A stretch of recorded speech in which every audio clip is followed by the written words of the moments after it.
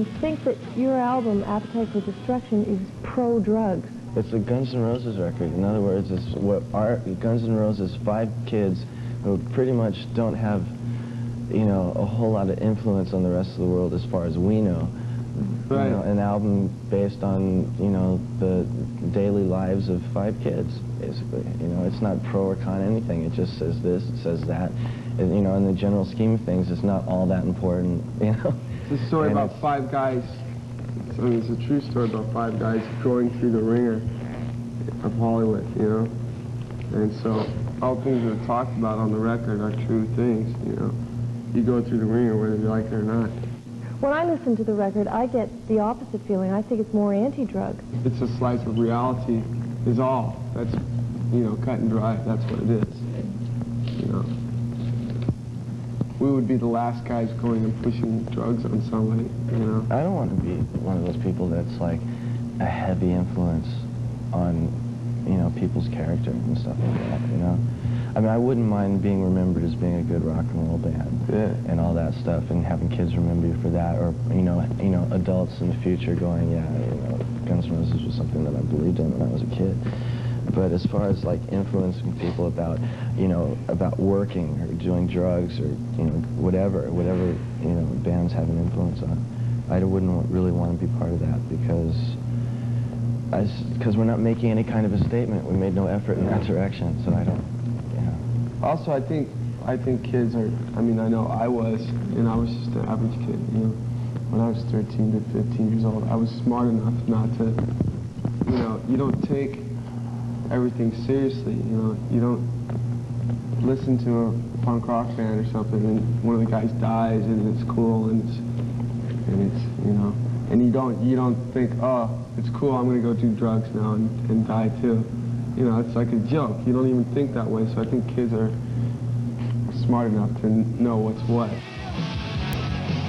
When all this press attention started on you, I read that you were quite astonished that people were interested in how you personally felt about things and were more interested in the members of the band and what they did off stage than the actual music. How have you handled being in the public eye? What has this taught you about being a celebrity? When it's all said and done, you're just 5 regular guys. You're just a band, you know. And the fact that you became popular enough to get in the public eye and be part of the media and all that crap, you know, it doesn't mean you have to change your personality or anything like that. And you just go in, you know, as far as I know, you know, I mean, a lot of bands probably, you know, don't believe in what I'm saying. You know, they go in, they get their makeup together, and they get their hair together, and they get their clothes together, and they come in and they put on a little act and all that crap. But I mean, for us, it's just like, you know, if we're gonna have to do an interview or something, we just go in as us. Are you starting to feel like you have no control over your own image, or the things getting out there that really upset you? Before we got signed to a record label, before we got signed to Geffen and all that, we basically we're doing what we're doing now, and then when the record labels got interested, we said, well, you know, we weren't looking for a record deal, so we're not gonna, you know, change anything around as far as you're concerned. So we just went in and signed to the label that was gonna accept us as is. And we haven't changed anything. You know?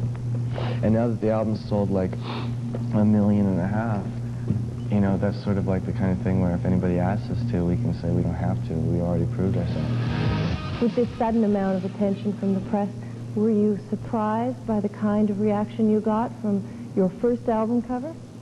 How it came about, it was Axl, it was a joke. Axl brought this postcard with that on it by this painter, Robert Williams. And we didn't really want to hassle over album cover. It wasn't like we wanted to, you know, get our picture on the cover of the album just so you could see yourself on the cover. We just didn't want to hassle over it. It's like, okay, we were all laughing, you know? Fine, record cover, let's go. Let's get it over with. And personally, I mean, myself, I don't think any of us saw anything wrong with it. Wasn't that the reason that you put that on the front cover, was to get some shock value out of it? Not to sound stupid or naive or whatever, or closed-minded, we didn't see any rape thing going on. It was like exactly what he said. It was a robot Fender getting robbed, you know, and she got knocked against the fence, you know. It could have her bra fell off, what? with her panties around her ankles, I would say definitely that is rape imagery. No. Oh, okay, all right, fine. It was about, we were generally promoting rape. Yeah. I mean, if you think we're generally promoting rape, you know. I mean, come on. You know, for somebody to see it like that, I could easily get on you for seeing it as a rape. Where, you know, prove it was rape. You know? Where do you Where do you think it was rape? I understand you've been blowing the headlining acts right off the stage. We don't go out there just like to blow away the headlining act. That's not the point. But some of the headlining acts are sort of boring. When we go out on stage, it's really very much uncontrived, you know. We just go out there and wing it every night, you know.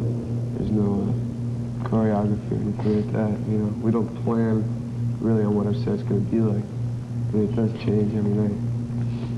So I think probably people feel the liveness, you know, and the dangerousness of it. How's the opening slot with the Iron Maiden tour going? Okay. It sucks bad. Oh, no. Why? No, Iron We get Maiden's no great, sound checks. but They're nice guys, but their crew is just really slow and disorganized. Yeah, they've got this major stage production happening, and this is the first time we've ever been on the beginning of a tour with another band. So this might happen with every band. So it's nothing against Iron Maiden.